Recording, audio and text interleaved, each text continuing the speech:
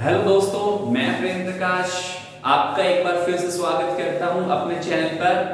दोस्तों, जैसे कि आप जानते हो कि नवंबर माह के अंदर थर्ड वीक जो चला हुआ है, तो इसमें करंट अफेयर से कुछ क्वेश्चंस रहेंगे, प्रश्न रहेंगे महत्वपूर्ण, जो आने वाली आगामी जो परीक्षाएं हैं उनमें महत्वपूर्ण सिद्ध होंगे। तो इनको जरूर एक बार देखिएगा प्रश्नों को, और कोशिश कीजिएगा कि ज्यादा से ज्यादा इससे गेन करें, क्योंकि एक क्वेश्चन से मैं कई क्वेश्चंस यहां पर निकालता हूं, तो उसको भी ध्यान में रखिएगा। तो बगैर समय व्यर्थ किए हुए let us start our topic, that is the current affairs, and we will discuss about the 15 questions which are going on the third week of November 2020, and it will be beneficial for you. So let me start this topic. आते हैं अपने पहले प्रश्न पर। समसामयिकी current affairs में पहला जो प्रश्न है वो है मारिया थट्टिल को लेकर। देखिएगा, first question is Maria Thattil. Maria Thattil, ये जो नाम है ये चर्चा में इसलिए रहा है क्योंकि इनको मिस ऑस्ट्रेलिया चुना गया है। इनको मिस ऑस्ट्रेलिया चुना गया है। और 2021 में जब मिस यूनिवर्स का जो प्रतियोगिता का आयोजन होगा, तो उसमें ये ऑस्ट्रेलिया का प्रतिनिधित्व करेंगी, रिप्रेजेंटेटिव रहेंगी किसकी, मिस यूनिवर्स खिताब में ऑस्ट्रेलिया की ओर से। तो ये नाम ध्यान रखिएगा, मारिया थट्टिल।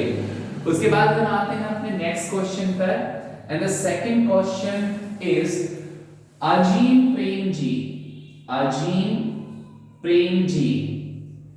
ये नाम आपने जरूर सुना होगा। ये चेयरमैन है विप्रो के चेयरमैन है अजीम प्रेम जी। और हाल ही में इनको भारत का सबसे दानवीर जो है व्यक्ति घोषित किया गया है। तो पर डे जो है 22 करोड़ रुपए का दान करते हैं। तो ऐसा एक रेटिंग एजेंसी है, और वो है हुरुन इंडिया एडलगिव। देखिएगा, हुरुन इंडिया और दूसरी है एडलगिव। ये एक रेटिंग एजेंसी है। इसने क्या किया है, अजीम प्रेम जी को भारत का सबसे दानवीर व्यक्ति घोषित किया है। और मैं बता देता हूं, ये विप्रो जो माइक्रोसॉफ्ट से रिलेटेड कंपनी है उसके चेयरमैन भी हैं। उसके बाद हम आते हैं अपने थर्ड क्वेश्चन पर, और तीसरा जो प्रश्न है वो एससीओ को लेकर है। SCO it mean Shanghai cooperation organisation, और इसकी हर साल एक समिट होती है। तो अब की बार में जो इसकी समिट हुई है वो कॉन्फ्रेंस के माध्यम से हुई है, और पीएम ने इसमें 20वें शिखर सम्मेलन में भाग लिया कॉन्फ्रेंसिंग के माध्यम से। तो ये ध्यान रखिएगा, 20वां जो है इसकी समिट हुई थी, शिखर सम्मेलन हुआ था समिट, और ये कॉन्फ्रेंस के माध्यम से इन्होंने पीएम ने इस सभा को संबोधित किया। और अब की बार ये थोड़ी चर्चा में इसलिए रहा था क्योंकि यहाँ पर पाकिस्तान द्वारा द्विपक्षीय मुद्दा उठाया गया। तो प्रधानमंत्री ने कहा कि इस मंच से, एससीओ के मंच से द्विपक्षीय मुद्दे डिस्कस नहीं होने चाहिए, जिसका समर्थन रूस ने किया था। तो ध्यान रखिएगा, एससीओ इसकी स्थापना 2006 में हुई थी, और इसमें भारत भी इसका क्या है, एक सदस्य है। मैं इसकी फुल फॉर्म फिर बता रहा हूं, शंघाई क्षेत्रीय सहयोग संगठन। It means Shanghai cooperation organisation. ठीक है दोस्तों। उसके बाद फोर्थ क्वेश्चन, और जो चौथा प्रश्न है हमारा वो है पाकिस्तान क्रिकेट बोर्ड को लेकर, पीसीबी को लेकर। आलिया जफर, ये देखिएगा नाम है आलिया जफर। ये चर्चा में इसलिए है क्योंकि इनको पीसीबी, पाकिस्तानी क्रिकेट बोर्ड का पहली महिला निदेशक नियुक्त किया गया है। ये फर्स्ट वुमेन होगी, पहली महिला होगी पाकिस्तान क्रिकेट बोर्ड की जिनको पीसीबी का निदेशक नियुक्त किया गया। इससे पहले किसी भी महिला को पीसीबी का निदेशक नियुक्त नहीं किया गया था। ठीक है, आइए आते हैं अपने पांचवें प्रश्न की ओर। और जो पांचवा प्रश्न है वो मृदुला सिन्हा को लेकर है। मृदुला सिन्हा ये गोवा की पूर्व मुख्यमंत्री राज्यपाल रह चुकी है, गोवा की फॉर्मर गवर्नर ऑफ गोवा। तो हाल ही में इनका देहांत हो गया है, इनका देहांत हो गया है किनका? मृदुला सिन्हा का। और ध्यान दीजिएगा जब वाजपेयी सरकार थी तो वाजपेयी गवर्नमेंट के अंदर ये केंद्रीय समाज कल्याण बोर्ड की अध्यक्ष भी थी। केंद्रीय समाज कल्याण बोर्ड, समाज कल्याण बोर्ड की अध्यक्षा भी रही थी। और इनकी एक बहुत ही प्रसिद्ध पुस्तक है एक थी रानी ऐसी। ये देखिएगा, एक थी रानी ऐसी, ये इनके द्वारा लिखी हुई क्या है? पुस्तक है। तो ये देखिए 5 क्वेश्चंस अभी मैंने कराए हैं, मैं एक बार रिव्यू ले रहा हूं, आप इनको देखिएगा। फर्स्ट मैंने मारिया थट्टिल के बारे में बताया है, she has been awarded the Miss Australian title. तो अब 2021 में जब मिस यूनिवर्स का खिताब हुआ तो उसमें ऑस्ट्रेलिया का प्रतिनिधित्व करेंगी। और अजीम प्रेम जी विप्रो के चेयरमैन है। तो हुरन इंडिया एडुल गिव ने जो है एक रैंकिंग दी है जिसमें सबसे दानवीय व्यक्ति घोषित किया है। 22 करोड़ जो है ये हर रोज दान करते हैं, जो औसत आती है। उसके बाद शंघाई कोऑपरेशन ऑर्गेनाइजेशन का 20वां समिट कॉन्फ्रेंस के माध्यम से हुई जिसमें प्रधानमंत्री ने भाग लिया। और इसका जो है इसमें बोले द्विपक्षीय मुद्दा मेन था, कहा कि द्विपक्षीय मुद्दे नहीं उठने चाहिए इस मंच से। आलिया जफर ये पीसीबी की पहली महिला निदेशक नियुक्त हुई। और Mridula Sinha she was the former governor of Goa and she dies, इनका देहांत हो गया है। एक थी रानी ऐसी, ये इनकी प्रसिद्ध क्या है? पुस्तक थी। आइएगा अपने 6 क्वेश्चंस की ओर चलते हैं। और जो छठा प्रश्न है वो है कि अभी कॉमनवेल्थ की मैं बात कर रहा हूं यहां पर। तो 2022 में जो कॉमनवेल्थ गेम होगा वो ब्रिटेन में होगा। ब्रिटेन के जो है बकिंघम में इसका आयोजन किया जाएगा, ब्रिटेन में। तो यहां पर एक चीज ये खास है कि अब की बार महिला क्रिकेट जो टीम है उसकी इंक्लूडिंग मतलब उसको शामिल किया जा रहा है वुमेन, जो वुमेन क्रिकेट टीम है ना, वुमेन क्रिकेट टीम, उसको इसमें क्या किया जा रहा है? शामिल किया जा रहा है किसमें? कॉमनवेल्थ गेम्स के अंदर, जो 2022 में बकिंघम में होंगे, ब्रिटेन के अंदर होंगे। और इसमें एक चीज ध्यान रखना, तो ये तो महिला क्रिकेट टीम को शामिल किया जा रहा है। 1998 के अंदर कुआलालंपुर जो मलेशिया की राजधानी है, वहां पर मैन क्रिकेट जो है उसको शामिल किया गया था। पुरुषों की क्रिकेट टीम को इसमें शामिल किया गया था कॉमनवेल्थ गेम में। जबकि अब की बार 2020 नहीं है, 2022 से करेक्ट करना, 2022 में होगा। तो वहां पर अब महिला क्रिकेट टीम भी शामिल होगी। उसके बाद हम आते हैं अपने 7वें प्रश्न पर। और जो 7वां प्रश्न है वो है लखनऊ यूनिवर्सिटी। लखनऊ यूनिवर्सिटी जो विश्वविद्यालय है लखनऊ, इसकी स्थापना के 100 वर्ष पूरे हो गए हैं। 100 वर्ष इसके पूरे हो गए हैं। और 25 नवंबर को प्रधानमंत्री जो है एक कॉइन्स है उनका, क्या कॉइन है, सिक्का है, उनको लॉन्च करेंगे। तो ये ध्यान रखिएगा, इश्यू करेंगे, जारी करेंगे 25 नवंबर को। तो 100 साल हो गए हैं किसको? लखनऊ यूनिवर्सिटी की स्थापना के। ठीक है दोस्तों, उसके बाद हम आते हैं 8वें प्रश्न पर। और 8वां जो प्रश्न है वो जेटमैन से रिलेटेड है। हाँ जी, उसका नाम है विंस रैफेट। ये नाम आपने जरूर सुना होगा, विंस रैफेट। इनका एक उपनाम दिया गया है, जैकमैन कहा जाता है। जैकमैन, इनको जोखिम भरी जो डाइविंग होती है, ऊंची इमारतों से जंप करना और इस तरह के हैरत अंगेज जो कारनामे हैं, उनके लिए ये बहुत ही मशहूर हैं, प्रसिद्ध हैं। लेकिन हाल ही में इनका देहांत हो गया है, इनकी मृत्यु हो गई है।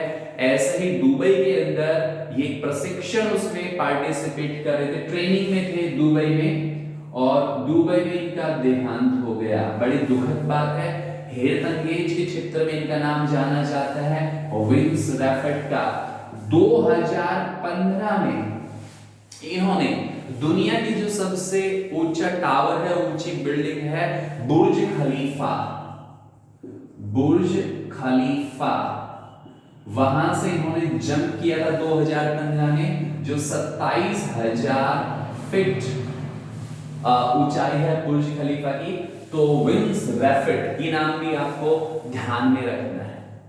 उसके बाद हम आते हैं अपने नेक्स्ट क्वेश्चन पर, और अगला जो प्रश्न है वो है हमारा नवा प्रश्न, और ये है दुनिया भर में जो दुनिया की टॉप 500 कंपनीज है सुपर कंप्यूटर में, तो इसमें इंडिया के 3 कंप्यूटर को भी शामिल किया गया है। ये देखिएगा वर्ल्ड की जो 500 सुपर कंप्यूटर की बात कर रहा हूं पहले मैं, सुपर कंप्यूटर,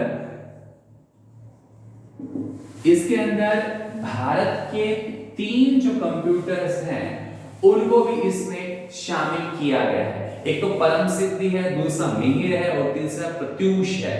तो जो परम सिद्धि है, देखो पहला कौन सा है, परम सिद्धि, ये भारत का क्या है, सुपर कंप्यूटर है, और इसको जो मिला है रैंक, वो मिला है 63वां रैंक, 63वां रैंक है। अगर मैं दूसरे कंप्यूटर की बात करता हूं तो वो है मिहिर, इसको 73वां रैंक मिला है, 73वां इसको क्या है, रैंक मिला। और तीसरा जो कंप्यूटर है वो है प्रत्यूष, और इसको 146वां स्थान मिला है सुपर कंप्यूटर के अंदर। तो ये ध्यान रखिएगा, वर्ल्ड के टॉप 500 सुपर कंप्यूटर्स में परम सिद्धि, मिहिर और प्रत्यूष को शामिल किया गया है। उसके बाद हम आते हैं अपने 10वें प्रश्न की ओर, और जो 10वां प्रश्न है वो है एचआरडी मिनिस्टर, जो है ह्यूमन रिसोर्स डेवलपमेंट मिनिस्टर, मानव संसाधन विकास मंत्री, आप शिक्षा मंत्री भी कह सकते हो। कौन है, रमेश पोखरियाल निशंक, रमेश पोखरियाल निशंक, ठीक है।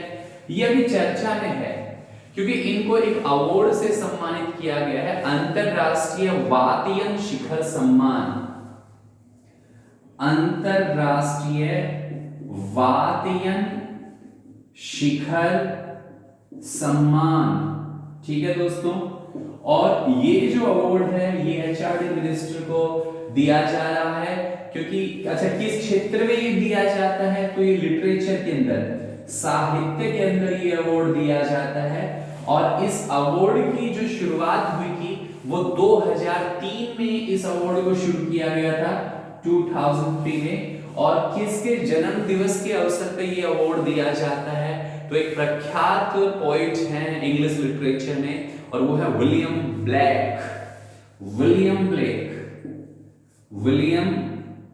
ब्लेक। उनके जो है उसमें दिया जाता है, जन्म दिवस पर ये अवार्ड दिया जाता है। तो देखिएगा रिव्यू, इन 5 क्वेश्चंस का और रिव्यू देखिएगा यहाँ पर। 2022 में ब्रिटेन में क्या होंगे, कॉमनवेल्थ गेम होंगे, और उसमें पहली बार महिला क्रिकेट टीम को शामिल किया जा रहा है। जबकि 1998 के अंदर कुआलालंपुर, जो मलेशिया की कैपिटल है, वहां पर मैन क्रिकेट का आयोजन हुआ था, शामिल किया गया था। लखनऊ यूनिवर्सिटी के पूरे 100 साल हो गए हैं, और 25 नवंबर को इस उपलक्ष्य में प्रधानमंत्री एक सिक्का जारी करेंगे। विंस रैफर्ट हैरत अंगेज जोखिम भरे कारनामों के लिए जाने जाते हैं। हाल ही में इनका देहांत हो गया, दुबई में ट्रेनिंग ले रहे थे और 2015 में काफी चर्चा में रहे थे जब दुनिया की सबसे ऊंची इमारत बुर्ज खलीफा जो 27,000 फीट ऊंची है वहां से इन्होंने जंप किया था। वर्ल्ड के 500 सुपर कंप्यूटर में अब की बार भारत के 3 सुपर कंप्यूटर को शामिल किया गया है। परम सिद्धि को 63वां स्थान मिला है, मिहिर को 73वां और प्रत्यूष को 146वां और एचआरडी मिनिस्टर रमेश पोखरियाल निशंक को साहित्य में उनके योगदान के लिए अंतरराष्ट्रीय वादियन शिखर सम्मान 2020 से सम्मानित किया जा रहा है, जिसकी शुरुआत 2003 में हुई थी। जाने माने साहित्यकार थे अंग्रेजी जगत में, इंग्लिश में विलियम ब्लेक, उनके जन्म दिवस पर ये शुरू किया गया था। उसके बाद हम आते हैं दोस्तों अपने अगले क्वेश्चंस की ओर और देखते हैं 11वां प्रश्न।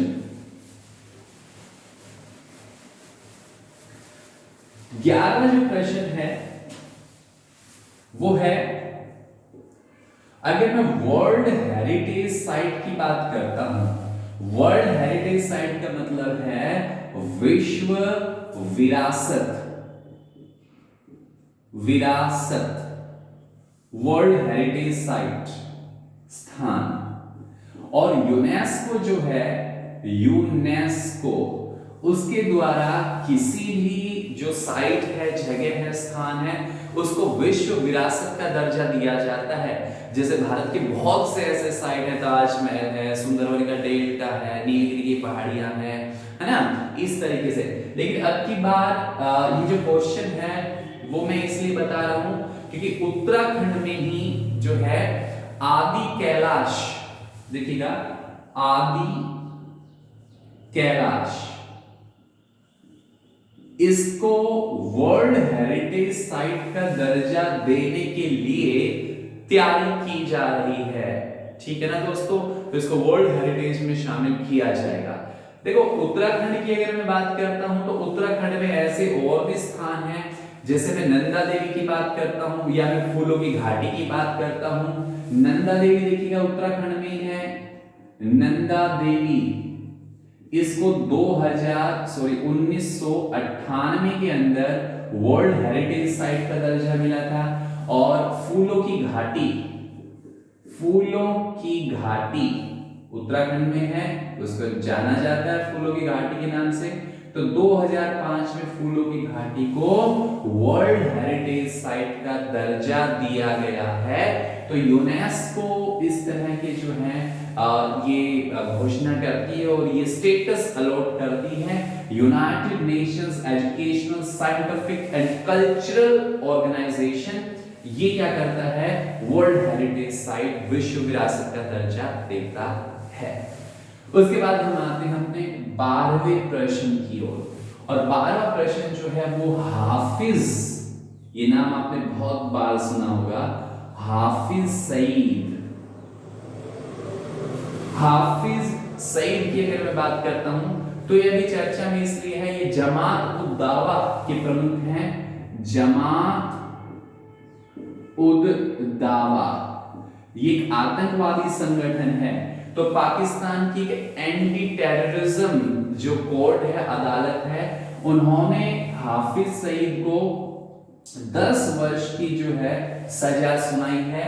और ध्यान दीजिएगा अवैध रूप से इलीगली क्या था, ये टेररिज्म को फंडिंग कर रहा था, तो इसमें इसको दोषी पाया गया, तो 10 साल की सजा इसको सुनाई गई है। ध्यान देना दोस्तों, 26 नवंबर 2008 को मुंबई हमला जो हुआ था उसमें इन्हीं का हाथ था, हाफिज सईद का। और भारत ने बार बार मांग की है कि इसको एक इंटरनेशनल टेररिस्ट घोषित किया जाए और अंतरराष्ट्रीय मंच पे भी भारत ने ये मुद्दा उठाया है। तो हाल ही में ये चर्चा में इसलिए रहे हैं। उसके बाद हम आते हैं अपने नेक्स्ट क्वेश्चन पर और 13वां जो प्रश्न है वो है इकोनॉमिक अगर मैं यूनिट की बात करता हूं, इकोनॉमिक इंटेलिजेंस यूनिट की बात करता हूं, तो उसने कॉस्ट लिविंग एक रैंकिंग इशू की है। पहले देखिएगा, इकोनॉमिक इंटेलिजेंस यूनिट, जिसको हम कहेंगे EIC, EIU, economic intelligence unit.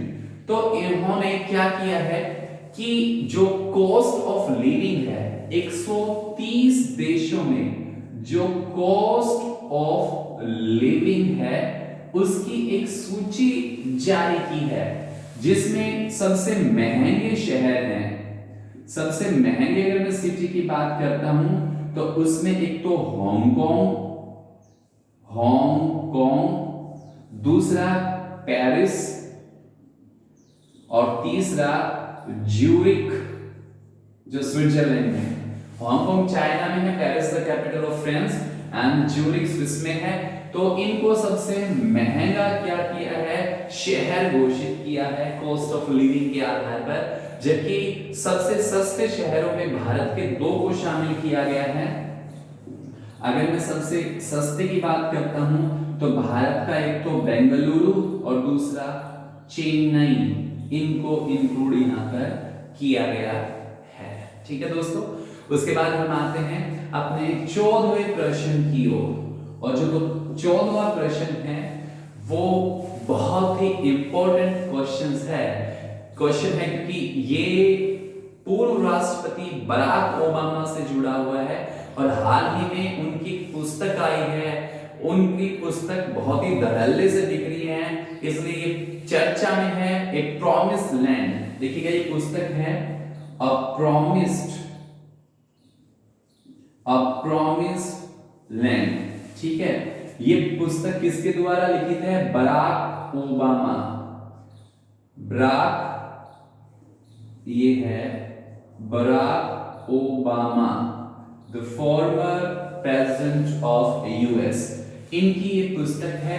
तो ध्यान दीजिएगा, ये अभी इसका विमोचन किया गया है, तो बहुत से लिपियां इनकी बिकी हैं, तो सारे रिकॉर्ड तोड़े हैं लगभग इन्होंने।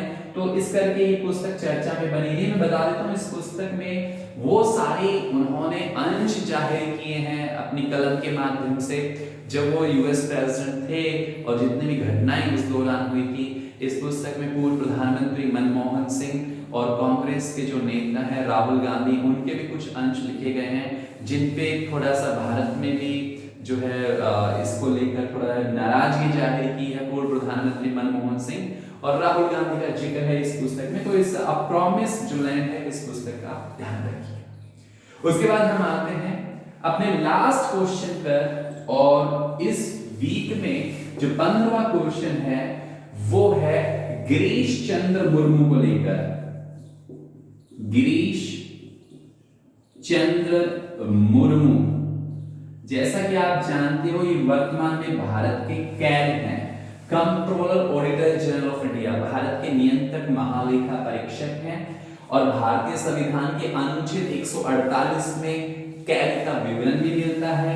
कैग को भारत की जो जनता है उसकी जेब का संरक्षक भी कहा जाता है।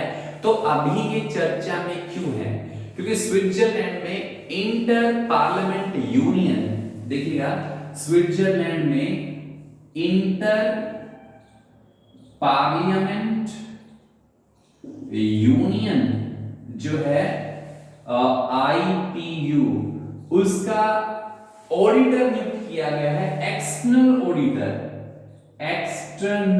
ऑडिटर नियुक्त किया गया है, ठीक है ना। बाह्य जो ऑडिटर है वो नियुक्त किया गया है गिरीश चंद्र मुर्मू को। मैं फिर बता रहा हूं, गिरीश चंद्र मुर्मू J&K जब UTI बना तो ये पहले लेफ्टिनेंट गवर्नर बने थे J&K के। 2019 के अंदर J&K को उसको UTI का दर्जा दिया गया, लद्दाख को UTI का दर्जा दिया। तो उस समय गिरीश चंद्र मुर्मू क्या बने, ही was appointed the first lieutenant governor of J&K, और उसके बाद इनको नियुक्त किया गया भारत का नियंत्रक महालेखा परीक्षक। और अब ये चर्चा में है क्योंकि स्विट्जरलैंड में पार्लियामेंट इंटर पार्लियामेंट यूनियन के एक्सटर्नल खाते का इनको क्या बनाया गया है, ऑडिटर नियुक्त किया गया है। ठीक है दोस्तों, तो ये थे इस वीक के 15 प्रश्न जो एग्जाम पॉइंट ऑफ से महत्वपूर्ण थे। तो दोस्तों अगर ये टॉपिक आपको समझ में आता है तो ज्यादा से ज्यादा इसको लाइक कीजिएगा, शेयर कीजिएगा, और फिर मिलते हैं हम नवंबर माह के अंतिम जो सप्ताह होगा उसमें जितने भी इंपॉर्टेंट क्वेश्चंस होंगे वो मैं फिर लेके आऊंगा। Till then have a good day, have a nice day, bye bye.